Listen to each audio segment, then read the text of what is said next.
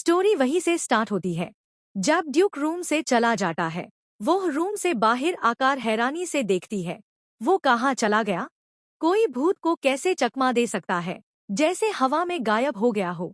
दांत भिंचते हुए सोचती है, बस रुक जाओ ड्यूक डोनोवियन, जिस दिन मैं तुम्हें ढूंढ निकाल लिया ना।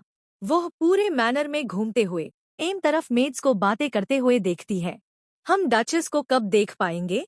अब तो मुझसे इंतजार नहीं हो रहा। जब से सुना है कि वो हमारे मास्टर से शादी करने वाली है, मैं तो उसे देखने के लिए बेचैन हूँ। तुम ही एक्साइटेड नहीं हो? पूरा महल ही इंतजार कर रहा है कि राज्य की सबसे खूबसूरत औरत को देखे। अभी तो पक्का ड्यूक के कमरे में ही होगी। आखिर सुना है कि डचेस का विंग अभी तक खाली पड़ा है। सब लोग उसकी खूबसूरती की बातें कर रहे हैं। मैं खुद देखना चाहती हूँ कि अफवाह सच है या नहीं। तुम लोगों को क्या पता?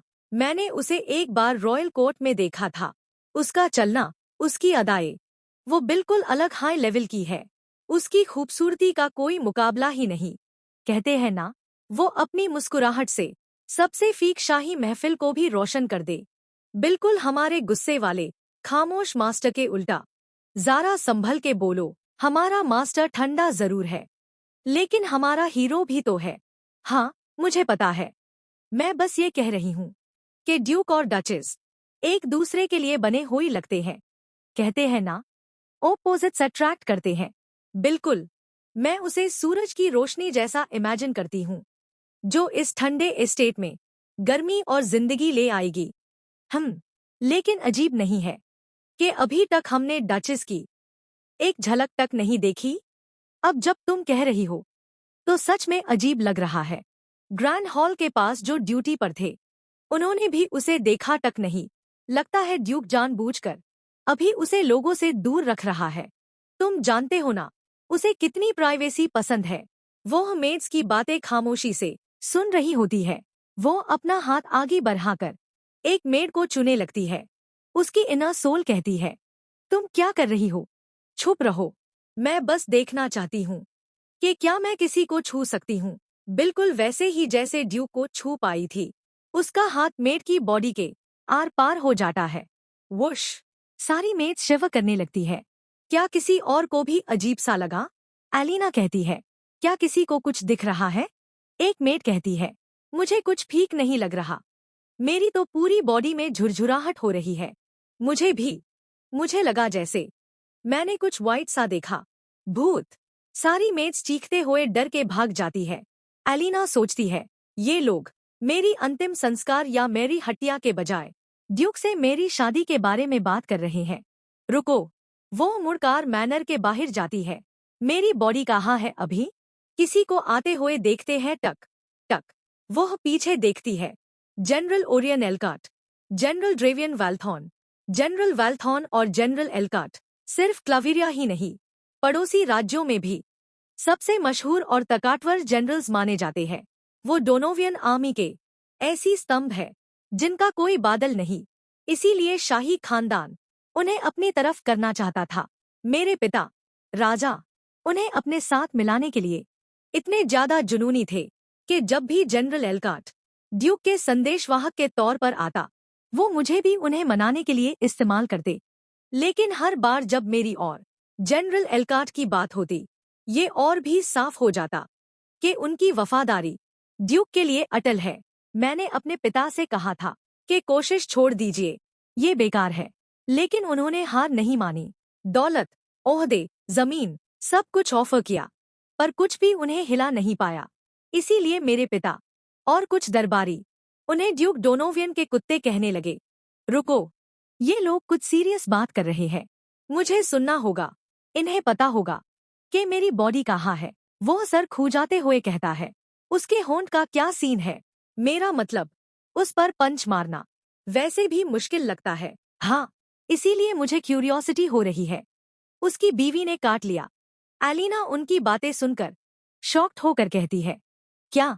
ओएसएस गसेल ड्यूक की हिम्मत तो देखो। उसने अपने आदमियों को ऐलान कर दिया कि मैंने उसे पंच मारा है। रुको, जरा पीछे जाओ। अभी तुमने क्या कहा? डचेस ने उसे काटा? या तुम कहना चाह रहे थे मारा? नहीं रुको, तुम वकाई बिट कह रहे हो। दांतों से काटा, है ना? क्या तुम्हें सच में लगता है कि डचेस उस पर हाथ उठाने की हिम्मत करेगी? हाँ, ये बात तो है। वो अपने हाथों से अपने गर्दन को रब करते हुए कहता है। लेकिन उसने उसे काटा क्यों? क्या दोनों एक दूसरे के गले पर गए हैं? इसीलिए तो मैं हमेशा कहता हूँ, ड्रेवियन, कभी तो जाके थोड़ा सा एक्शन ले लिया कर। और मैं तुम्हें कितनी बार बता चुका हूँ, सब मुझसे डरते हैं। मुझे ये समझ ही नहीं आ रहा, एक प्रिंसेस ड्यूक को काट रही है और वो उसे होने भी दे रहा है। सच में, ये कैसे मुमकिन है? वो इतनी हिम्मती कैसे हो सकती है कि ड्यूक डोनोवियन को काट ले? अपनी बची कुची दिमाग की सेल्स, इस बात पर जया मत करो।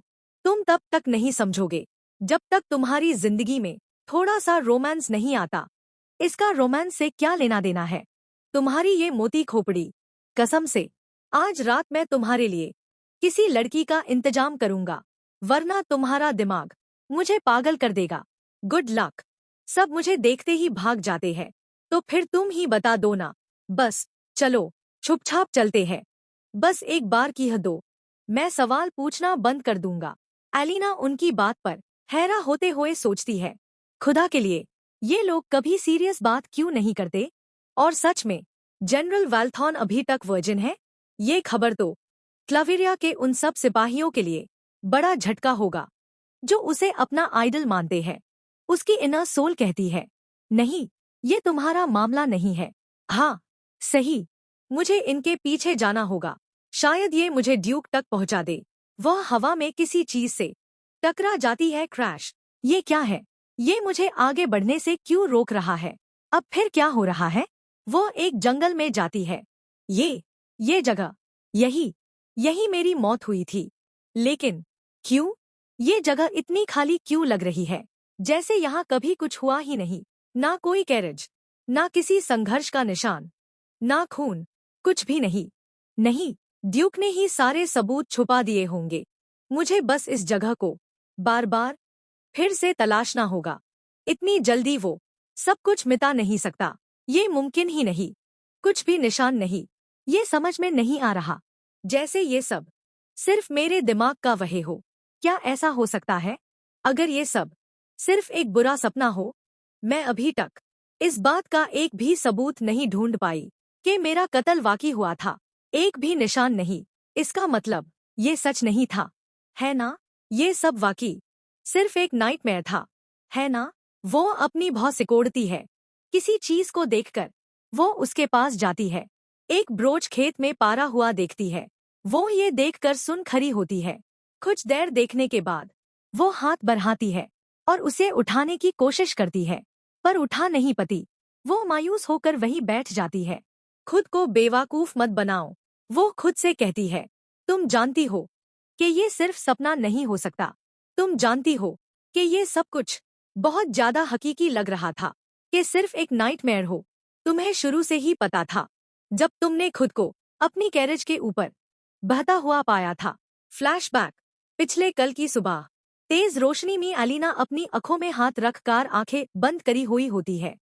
कुछ देर बाद वो आसमान की तरफ अपना हाथ उठाकर देखती है। वो उठकर महसूस करती है, तो मैं अब एक आत्मा हूँ। क्या मैं स्वर्ग में हूँ? नहीं, ये ना स्वर्ग है, ना ही नरक। मैं अभी भी यही हूँ, बस अब जिंदा नहीं हूँ। लेकिन क्यों? मैं अभी तक यही क्यों हूँ? क्लैश। एक जोरदार शोर की आवाज आती है। एलिना पीछे देखती है। एक गार्ड जमीन में मुर्दाह पड़ा था। वो अपने कातिल को देखती है। वो कातिल, मुझे उसका पीछा करना होगा। वो बहुत तेज है, रुकने का नाम ही नहीं ले रहा। वह कातिल ड्यूक मैनर के सामने जाकर रुक जाता है।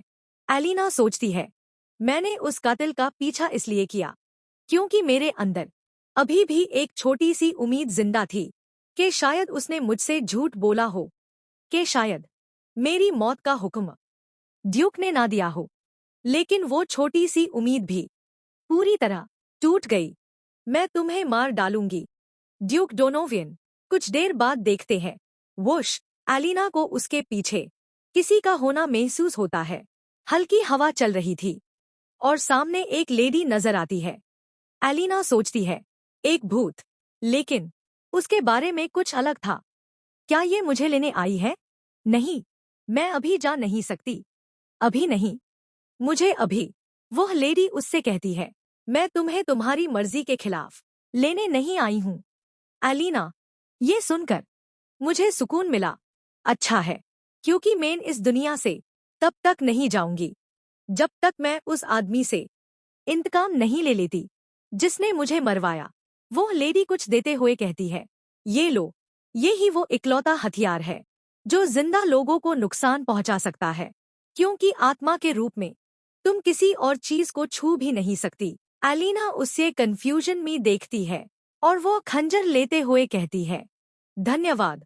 मैंने महसूस किया मेरी बाजू से होता हुआ एक झुरझुराहट भरा एहसास। ये अजीब सा लग रहा था, जैसे वो खंजर जिंदा हो और अपनी ताकत से धड़क रहा हो। क्या मुझे और कुछ करना होगा ताकि ये खंजर मेरे निशाने को मार सके?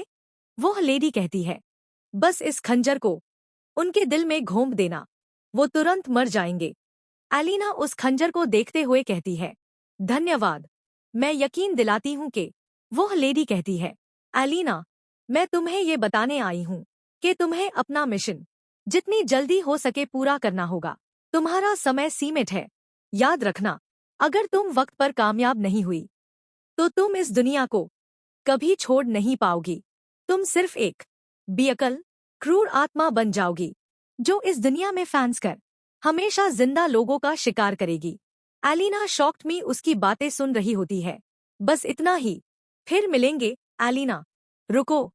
वो अपनी बातों को बोलकर वहां से गायब हो जाती है। एलिना कंफ्यूजन में खंजर हाथ में पकड़े उसे जाते हुए देखती है। आगे की स्टोरी में क्या होगा? एलिना अपनी मौत का बदला ले पाएगी या नहीं? इसी के साथ ये एंड होता है। नेक्स्ट पार्ट देखने के लिए कमेंट कार्य। वीडियो पसंद आई है तो लाइक करें। चैनल को सब्सक्राइब करना बिल्कुल ना भूलना। Thanks for watching.